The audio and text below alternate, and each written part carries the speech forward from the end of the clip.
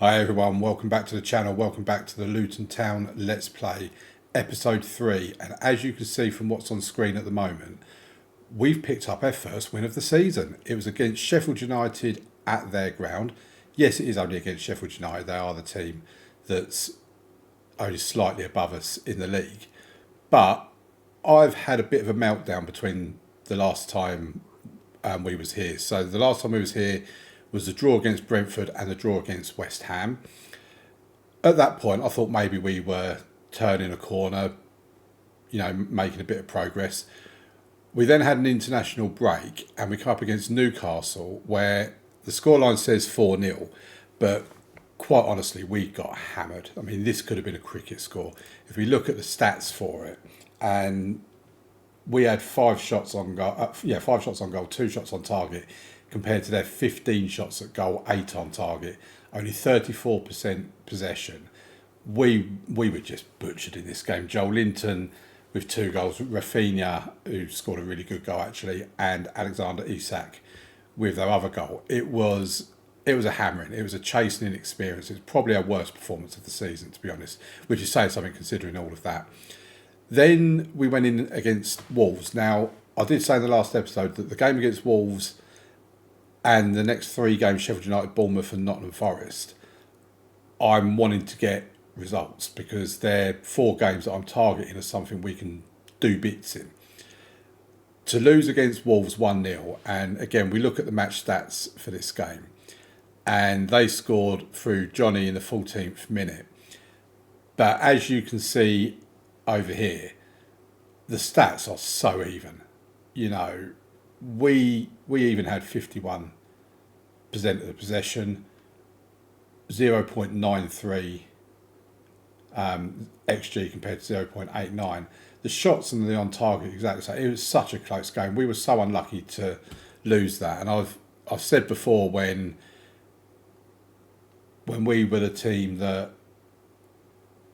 was maybe a bit fortunate, we said against Brentford that maybe Brentford deserved to win that game. And in this one against Wolves, like I say, we had 84% pass completion rate, so we had 49% possession to their 51. It's the other way around. I thought it was the away team for some reason. But yeah, I had a bit of a meltdown in that game, and with about 20 minutes to go, I decided, do you know what? We're going to get relegated. I'm going to get the sack in my FMB to save. If we're going to go fighting. We're going to go swinging. So I changed to a gegenpress tactic. Still kept the 4-2-4 formation, but just switched to gegenpress. Nothing really came about of it from the game against Wolves, but we stuck with the formation for the game against Sheffield United. And yeah, it is only Sheffield United, but I think the tactic also helped. So if we have a look at the tactic, so this is it, gegenpress. We've basically kept everything the same on here. I am tempted to take off pass into space and work ball into box. Then we look at the transition. This is nothing that is frustrating me about the game. It was the same in last year's FM, it's the same in this year. If I click in possession, it should just go straight to the in possession screen, but it doesn't. It comes out of that, and then you have to click it again, so you have to click twice to get between screens. You talk about quality of life improvements, Sports Interactive. Let's make that just one of the quality of life improvements. So nothing that we've really tinkered with. When we come up against the better teams, we might just reduce our defensive line and our line of engagement and all that sort of stuff. But for now, we're playing against Bournemouth and Nottingham Forest in this episode. So Bournemouth is at home. Nottingham Forest will be the other side of the international break. So we'll see how we get on. Now, we have had some issues. James Shea has complained that he's not getting enough game time, so I've promised him that we'll bring him in. He's played well in the one game that we brought him in for. If we have a look at promises, which I can't actually find where that is now, but if we can go to the home screen if it's still on here. There you go. So Tom Lockyer and a load of other players came to me complaining about the dressing room atmosphere. I wanted to choose an option that said, well, start winning some games and you'll start being happier. But that wasn't one of the options for me. So I've just assured them that things will get better. So we have 50 days before everyone goes into meltdown, really. James Shea wants a fair increase in playing time. That's fine, we'll give him that. I mean, him and Walton are very similar anyway. And Corley Woodrow wants to reduce the number of unhappy players. He's given me 77 days for that. So that's a bit of a longer time than Tom Lockyer. But basically, by the new year, if we've not got a more happier dressing room, then we're in trouble. This is the dynamics. So the team cohesion is average. The club atmosphere is improving. The managerial support is average. It's still got red on it, but it is improving. You know, and it even says there, support for you has seen a small improvement recently. And I really think we can get a couple of wins here against Bournemouth and Forest, then that will improve that no end as well. Go over to the medical centre because we do need to come here because this is still absolutely killing me. So Alfie Doughty is the latest one, 6 to 8 months. He's basically out for the season. We've got Mads Anderson out 3 to 6 weeks, and Adebayo has only got 3 to 6 weeks left on his. When we actually look at the injury history, I mean, this is it's absolutely insane. It really is. In the what starts off in month 7, so in 3 months we've had 21 injuries, 4 major injuries, and we've had a broken foot, damaged cruciate ligaments, broken ribs, a dislocated shoulder. So we've had 4 majors, 4 moderates, so 8 moderate or major injuries out of the 21 injuries we've had. I mean, that's almost a 50% breakdown, you know, and this is something, you get it every year in the beta. You kind of have to come to expect it now, but it is just absolutely insane how many injuries we're getting. So anyway, on with today's game. We've got Man City have beaten Everton 3-0. As you can see by the table, we are in the dizzy heights of 18th in the league. We've got 5 points on the board. A win here will bring us, or potentially could bring us level with Crystal Palace. It won't take us out of the relegation zone because of the goal difference, unless we absolutely get a hatful against Bournemouth. I mean, we haven't scored more than 1 goal in a game so far this season, so I can't see that happening. But a win here and then a win against Bournemouth, who are currently 12th, and we would be out of the relegation zone, and we would be a much happier outfit. So let's go to the tactical meeting. The opposition instructions are set. I'm going to trust previous Damo to have set the team that he needs to have. I mean, it comes to when you look at this team we've got, and Reggie Cannon is their top goal scorer. I mean, it's madness. It really is. Their strikers just do not score goals. They really don't. I mean, if we go down to Adebayo, wherever he is, I mean, even he's only got 1 goal. Yes, he has been out injured, but we just don't score enough goals. We really don't. So I'm hoping by playing this positive gegenpress tactic that we will now start scoring goals. So let's submit the team. And let's get into today's first game of the episode. I know I asked this in the previous episode, but I'm going to ask it again in this one. Please leave a like. Please subscribe. You know, all of that really does help the channel. Lets me know that you're interested in what you're seeing. It's so nice to see a W on there. I mean, at least that's down there for the next few games. Leave some comments. Let me know how you're getting on with FM24. What your favourite parts of it, what saves you're doing, what clubs you're with, all that sort of stuff. So here we go. Then we are defending. So it's Longstaff with the free kick. Oh, and he's hit the woodwork. Can we clear it? Kind of, yes. Longstaff again, and the highlight comes to nothing. So Bournemouth started the game with 3 shots at goal. None of them on target, but they've been shots at goal. Possession's pretty even so far after 20 minutes. I mean, if anything, we're actually quite some way ahead with the possession, 58 or 50. No, it's getting less and less the more I'm talking. Passes completed are pretty much the same. This is our problem, is we're just not creating chances, and when we do create the odd chance, we're not taking them. So here's Woodrow to Morris. Oh, Morris has found his way through. Oh, it's a good save from the keeper. Now I did put off a good save there, so it's a corner. Woodrow's going to take the corner. It's an in-swinger as we've instructed. Oh, we've hit the post. Oh, my word. Still as Bell, and it's way over the bar now. Oh, Amari Bell almost gave us the lead there.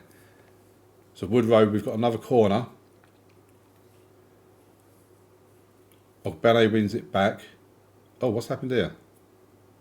Have we got a penalty?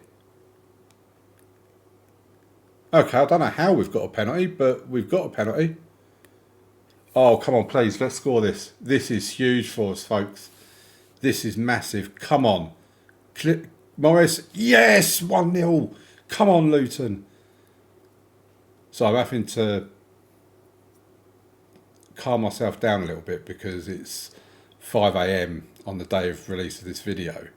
And obviously I've got neighbours that are asleep and things like that. Woodrow puts the ball in the box. Neto, the keeper, saves it. Let's not concede before half time. Come on. We've only got 1 minute to go. That suits us. Kick it back to us. Cannon's got it. Just knocking the ball around. That's all we need to do. Oh, I thought we almost was going to give it away then. Mendes Gomez on the left. He's in place of Doughty, who's out for the season, as I said. Onyeka. Campbell to Morris to Bell. Amari Bell's making a great run there. Okay, so it's half time. We go in 1-0 up at half time. Penalty from Morris, Carlton Morris. I'll take it. I don't care how the goals come. But if we can get a second, oh, that would be massive. Come on, boys, we can do this. The win against Sheffield United gave me more confidence, so it should be giving the boys more confidence as well. When you consider the stats as well, we are starting to dominate and control this game. I thought I was going to get another penalty then. So Bournemouth have it. They're playing around with it by their box, which could be pretty dangerous, but they've managed to get it out. Come on, let's get the ball back. Longstaff. Cliver, oh my word. What a poor goal to concede.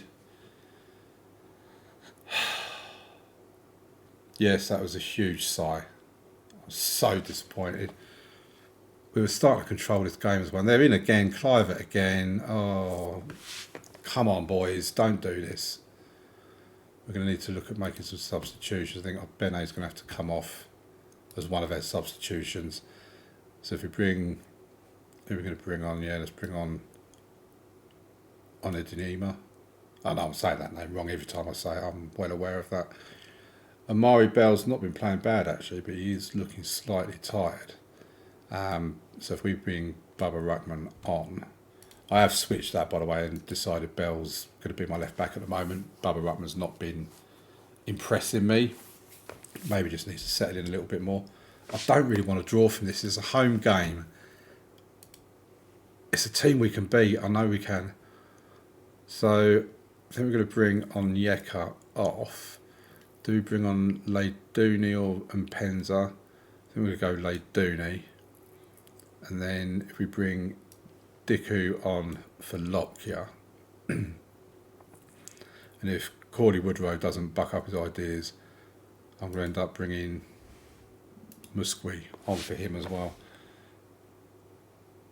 This is the problem. I mean, you look at the stats, 6 shots on target, and we've only got the 1 goal for it, and that's the penalty. And we're just not scoring goals. You know, and it's Cordy Woodrow. You want morale to improve. Score goals, mate. You're a striker. It's what you're meant to be doing. You know, I had the philosophy of what's the point in playing defensively if we're just going to lose every game anyway? We might as well lose having fun. Do you know what? That's felt like a defeat. I won't be too negative. It's a point. Every point matters. So we will take it, obviously. But Palace losing, that's such a good opportunity. It really was. We're now in a position as well where if Sheffield United and Nottingham Forest do win, we will go back to the bottom of the league. But a point is a point. At least it's not a defeat. So I've now got to go through a 2-week international break, and we'll be back after this short transition where we'll have the away game against Nottingham Forest. So I'll see you in about a second or two.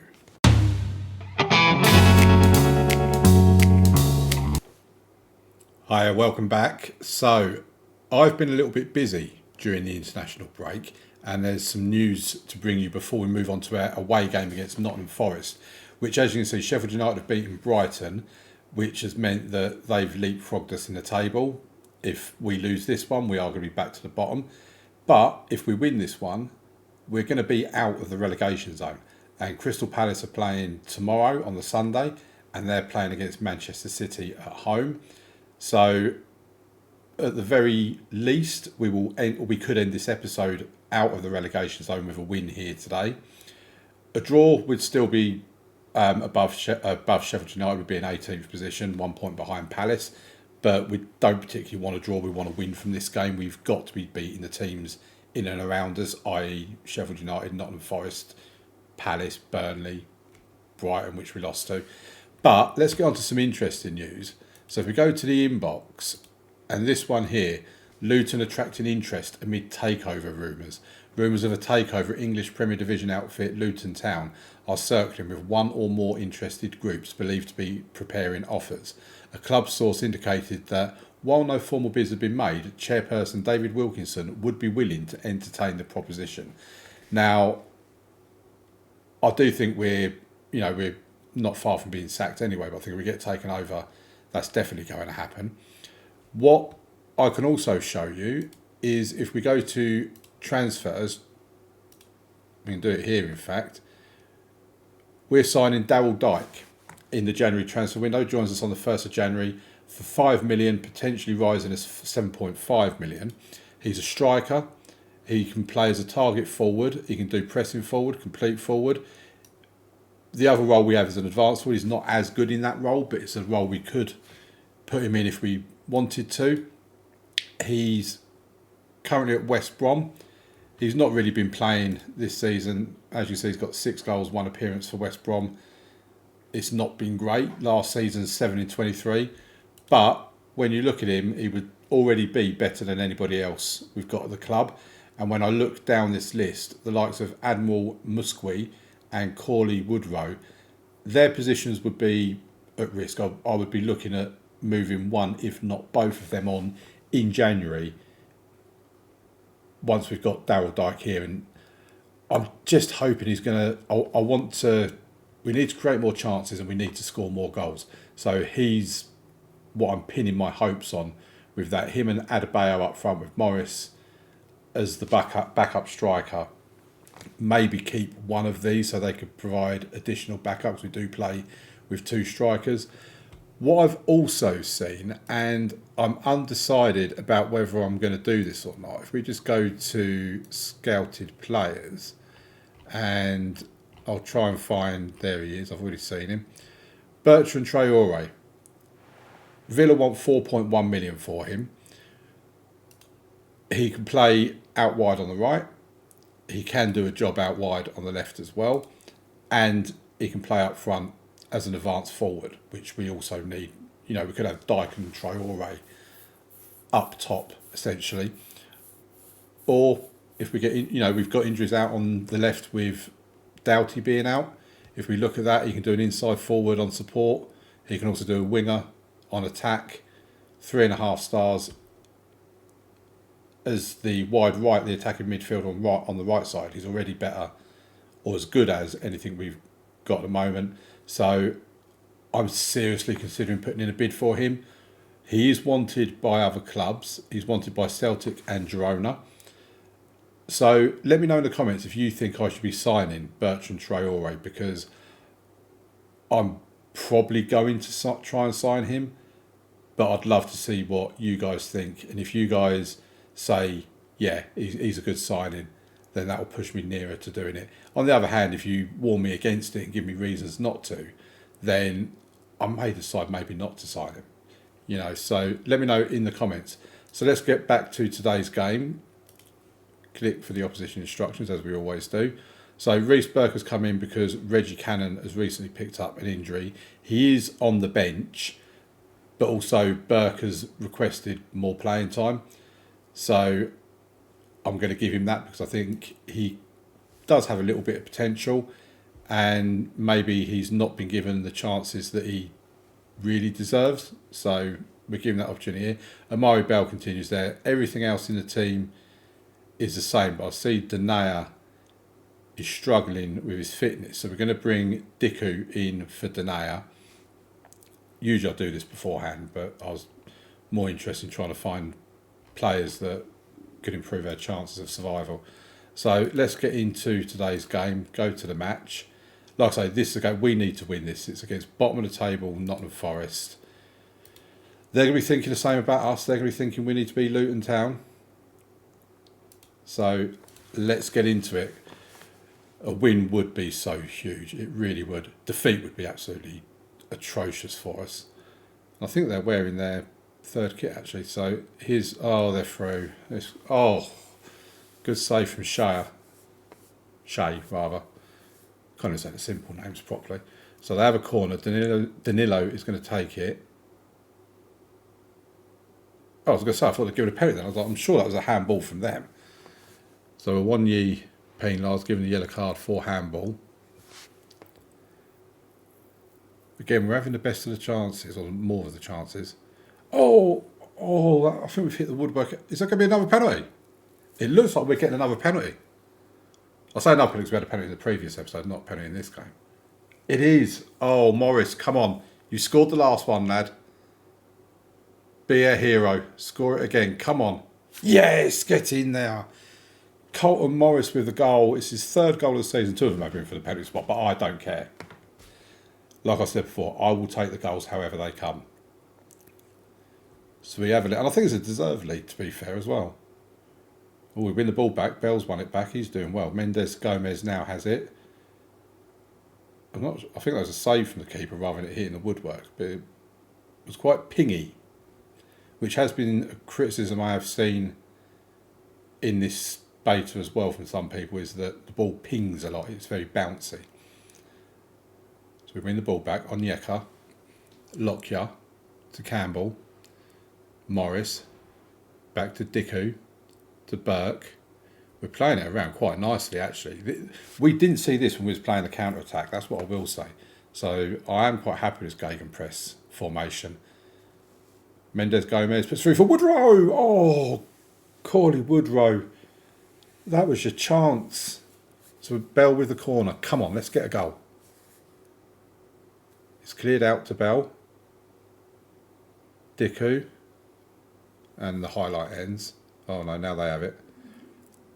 Cleared upfield. Colton Morris picks it up. Pass it inside to Onyeka. Onyeka's going it alone. Oh, it's over the bar. So you have 6 shots on target. Try saying that without saying a word you shouldn't be saying on YouTube. 6 shots on target. So Anthony, I presume it's not the Manchester United Anthony, cuts it back to Siek. They're playing it around. We've won it back, but we've given it back to Forest. Sergio to Ben Worrell. Danilo. They're playing it around nicely now. A one-year is their danger man, there's no doubt about that. And they're coming forward and they've scored. I literally just said a one-year is their danger man. Oh, this game makes me sick sometimes. 2 shots on target and they scored a goal. We've had 6 shots on target and only got 1 goal and that was a penalty. Oh, this really does make me so sick sometimes, this game. Campbell. Onyeka.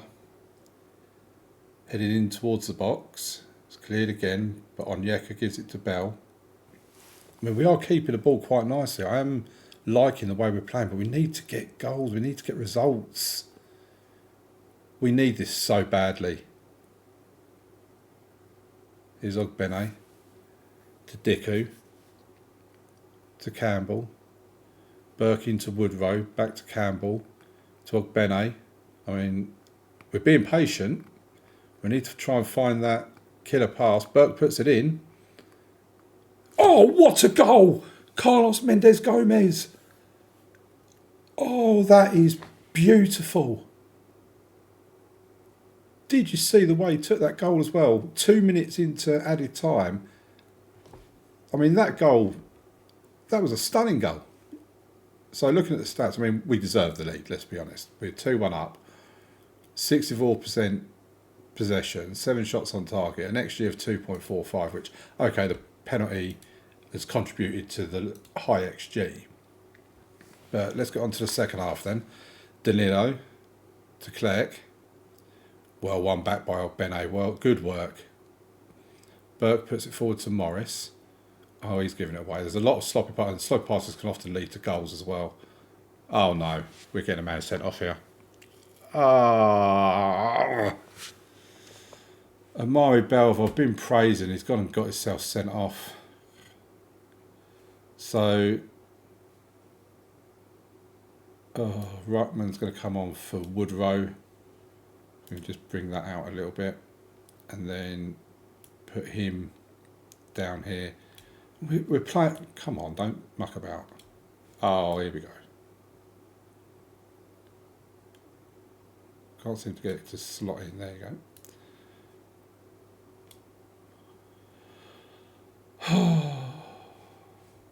Do we keep him on target forward? No, we're going to have to put him on advance forward, on attack. Oh, let's not lose this, please. In fact, let's not even draw this. Let's fight for this. Let's fight for the result and get the win we deserve. And straight away, they're going to score. There you go. Brennan Johnson, obviously not gone to Tottenham in real life. Oh, this is so annoying. It's so frustrating. Amari Bell's literally cost us this match.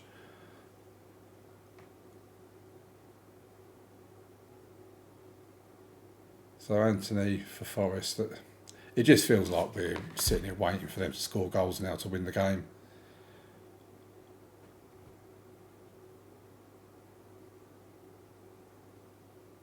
So we get the ball back. Can we clear our lines? By the looks of it, we have. Oh, now our goalkeeper's out injured. Do you know what? I don't normally have goalkeepers on the bench, but I was reading a post on Twitter, X, Facebook, wherever it was, and they were saying, put your goalkeeper on your bench, guys, because it looks like goalkeeper injuries are a thing.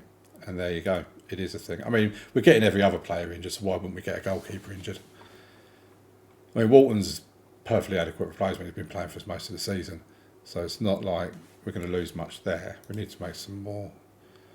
I think this is actually a last substitution. So I think we'll take Onyeka out for Leyduni. What else are we going to do? I think Bene needs to come out. And we bring Onyedema on in his place. And I think that's probably all we're going to do, to be fair.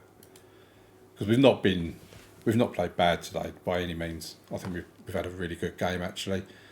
It looks better for Forest now because of the fact we're down to 10 men and they've been the team on top.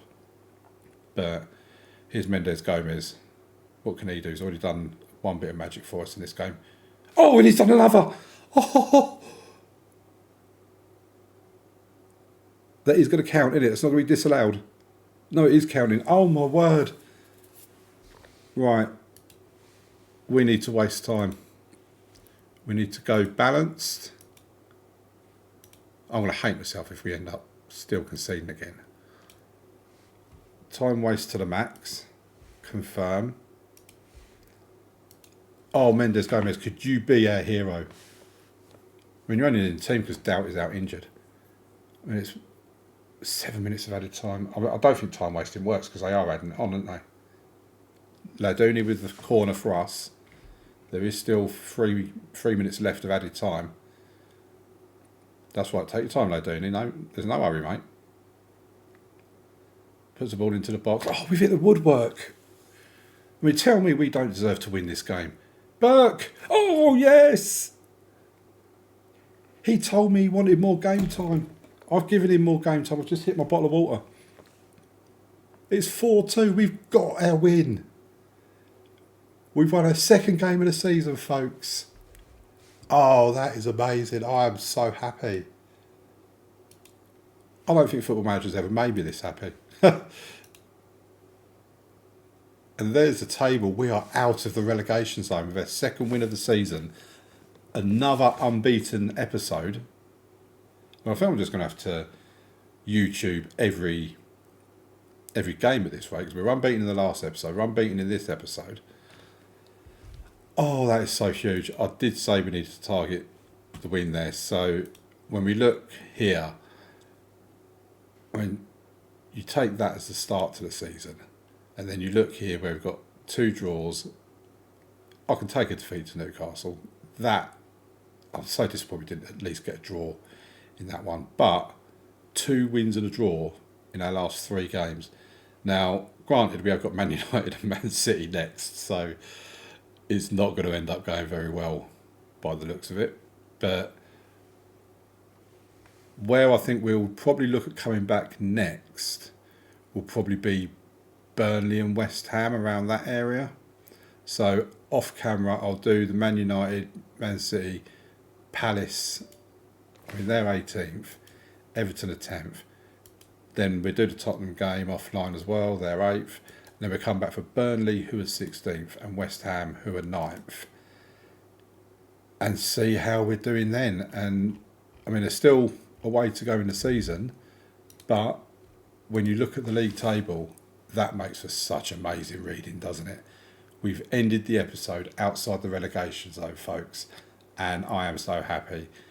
So like I said, by the time we next come back, it will be Burnley and West Ham, and we'll then be on the verge of having their new signing, Daryl Dike. Let me know in the comments if you want to see Bertrand Traore here as well. Thank you very much for watching. Please leave a like. Please subscribe to the channel. I'm so happy. This has been an amazing episode. Thank you very much for watching, and I'll see you in the next one. Bye.